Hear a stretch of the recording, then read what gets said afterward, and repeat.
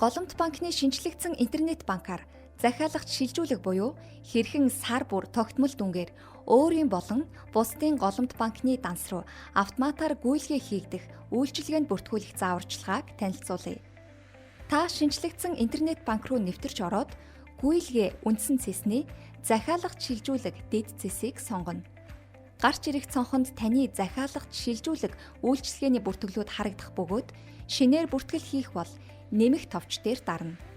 Шилжүүлэгч данс талбарт өөрийн шилжүүлэх дансыг сонгож, хүлээн авагчийн дансны дугаар талбарт өөрийн данс хооронд сонголтыг идэвхжүүлэн хүлээн авах дансыг сонгож, гүйлгээний хугацаа талбарт сар болгоны гүйлгээ хийх өдөр болон захиалагч шилжүүлгийг дуусгар болгох өдрийг оруулаад, гүйлгээний мэдээлэл талбарт гүйлгээний дүнг оруулж, үргэлжлүүлэх товч дарахад захиалагч шилжүүлгийн гэрээ гарч ирнэ.